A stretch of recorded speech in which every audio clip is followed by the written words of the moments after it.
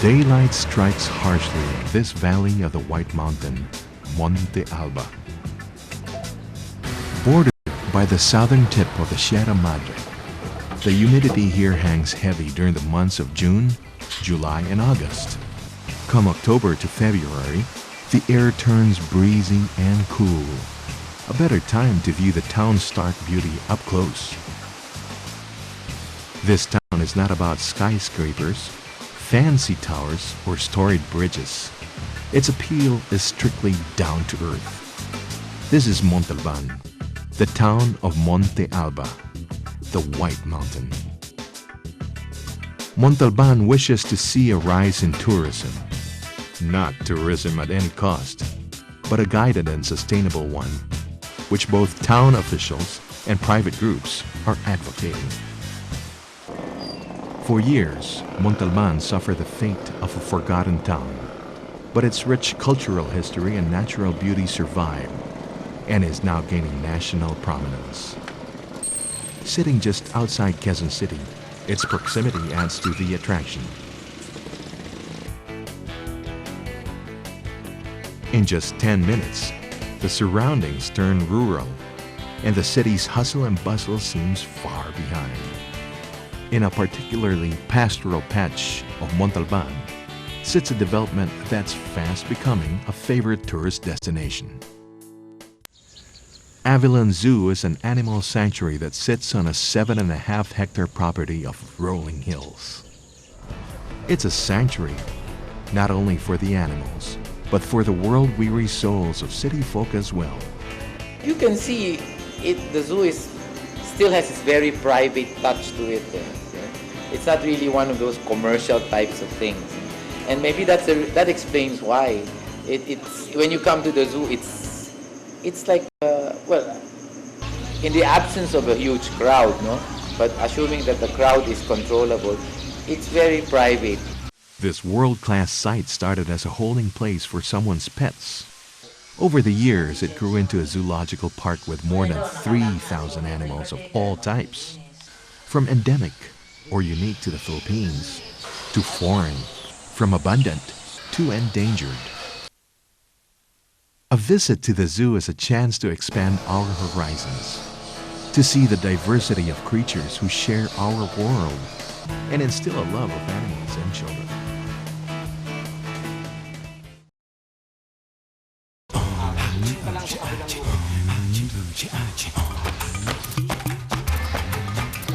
Finding the zoo is easy enough. Finding one's way around it is even easier. Maps aren't available yet, but every group, no matter how small, is provided with a tour guide.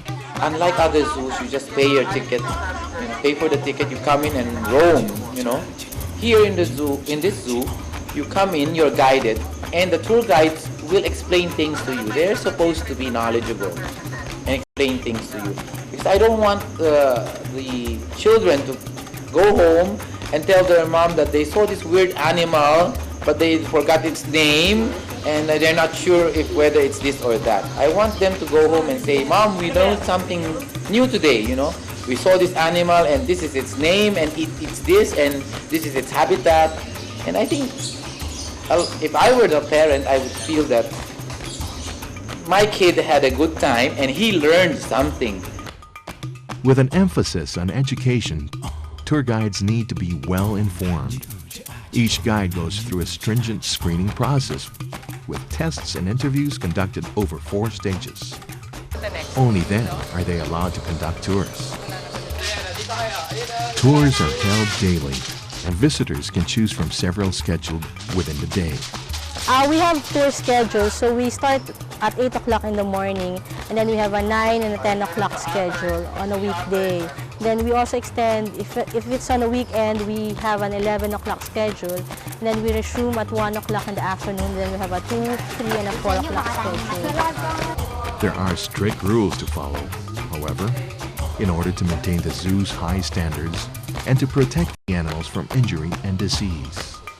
So no eating while on tour, and then of course certain things like no tapping ng mga glasses sa exhibits, no provoking or molesting of animals, yung mga basic rules lang naman na that's the reason why we provide tour guides. So at least na before the tour starts, we give the rules and regulations for them to follow. A cool morning breeze can send the tour off to a good start, and the right mood can be set by the sound of birds chirping.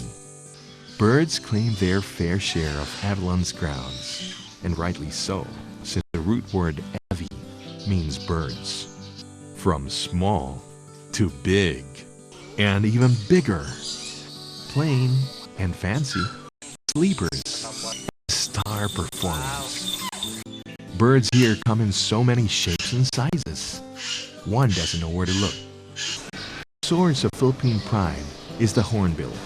This family of birds is characterized by their large beak, shaped like a horn. The country boasts of largest variety of hornbills in the world. Many species like the Luzon rufous hornbill are endangered. Hornbills played a crucial role in their natural habitat, primary growth rainforests, where they disperse the seeds of fruit trees. Due to massive deforestation and the illegal pet trade, the hornbill, together with its neighbor, the Philippine eagle, is losing its fight against extinction. Avalon aims to protect such species and help them propagate, at first in captivity. So basically, our goal here is to propagate endemic species and also to educate Filipinos that we have these kind of birds. The Philippines is a biodiversity hotspot, home to thousands of endemic plant and animal species. Many of them are threatened and need our help in order to survive. Another bird in peril is the Philippine eagle owl. This one has been taught a trick or two and might just charm its way into survival. Basically, they are nocturnal, but they can see perfectly during daytime, but exceptional during night. After having adjusted in a zoo setup, it has become accustomed to people. Volunteer tour guides show the way in petting the animals.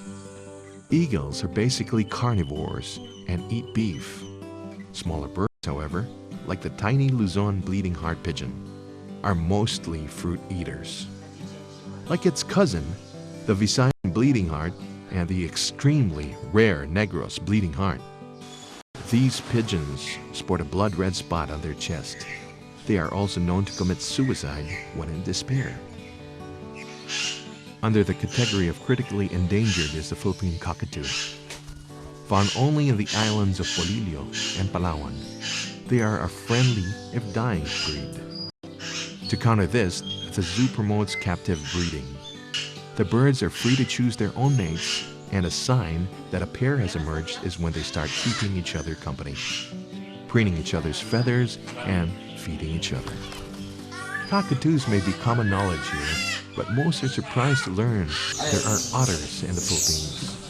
Filipinos are amused when they see the Palawan otter, bear cat, and tree shrew. Even squirrels can be found in Mindanao. All of them are 100% Philippine breeds. A favorite among children is the Malayan tapir.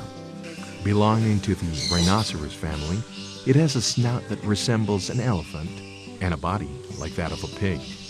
Its distinct black and white coat makes it truly unique and eye-catching.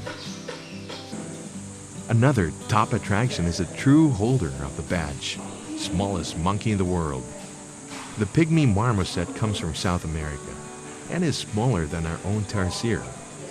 Around them are a variety of other primates.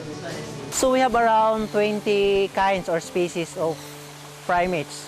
So primates composed of monkey, ape, and prosimians. While some are friendly enough behind the glass, others are allowed to get up close and personal with humans.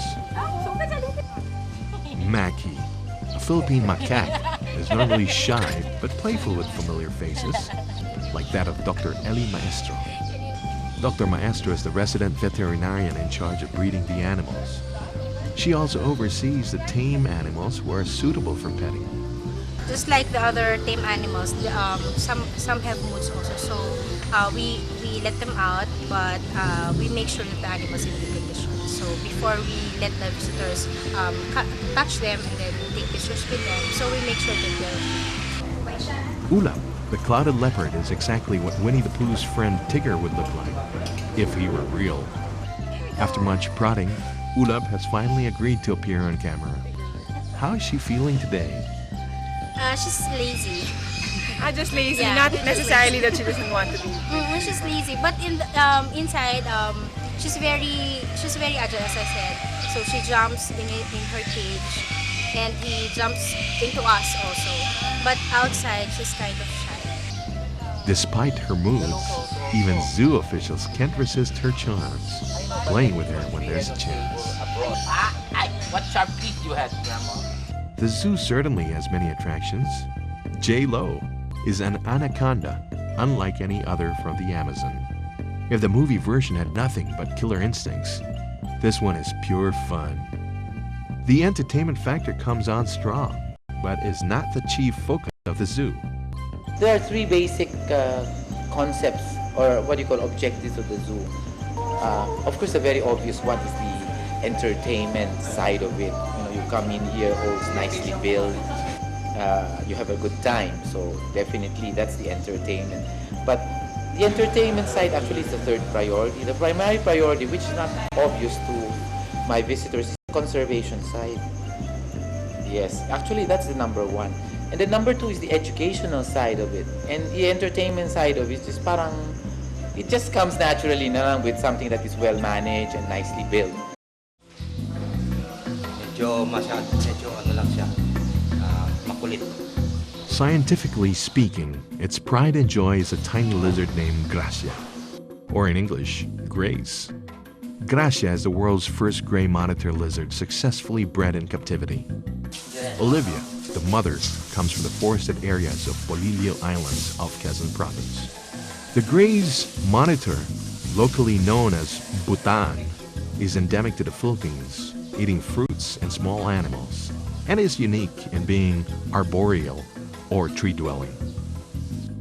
Matt Uyek is the curator of all reptiles at Avalon Zoo. He is an expert not by instruction, but by experience. Until a few years ago, he was an active snake hunter. Not even a near-death experience in 1995 stopped him. Bitten by a Mindanao spitting cobra, he applied a tourniquet and hoped for a miracle. Luckily, he survived. Recently, Matt has turned his efforts into breeding and caring for his brood. This pit viper has a camouflage color and lives in trees and brushes. It generally avoids human trails, but it's highly venomous, whose poison comes from foldable fangs hidden in its gums. So you can see here the fang,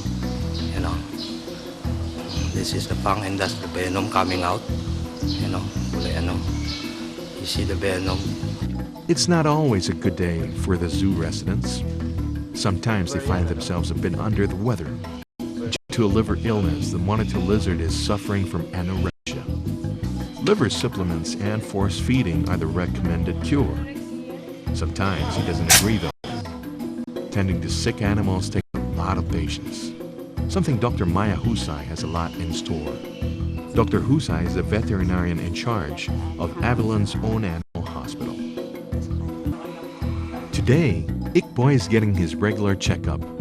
As son Junior, his mouth is inspected for possible infections. Dr. Husay also checks the quality of his beak and the presence of termites in his wings. The hospital is also where newly acquired infants are kept under observation before they are assimilated into the main zoo. Lemon, a baby sun bear, is a prime candidate for petting.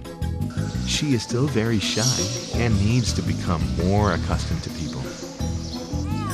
Close contact with the animals brings awareness, which can lead to a lifelong appreciation of these creatures who share our world. Their survival is ours as well. After all, like them, we are merely strands in the grand web of life we all share.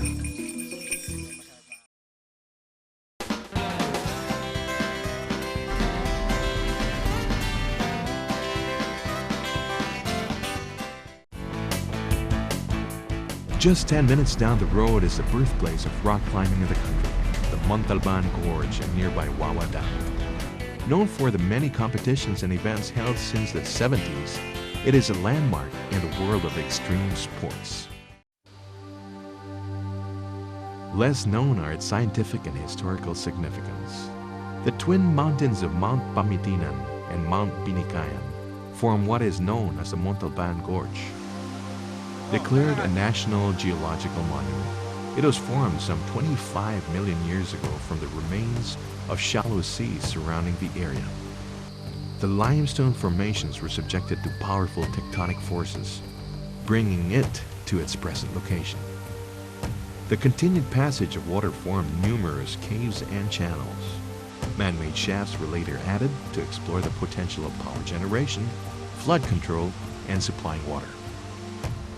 Enrico de Castro is a Community Development Information Officer of the Municipality of Montalban. He recalls the construction of the Wawa Dam at the start of the last century.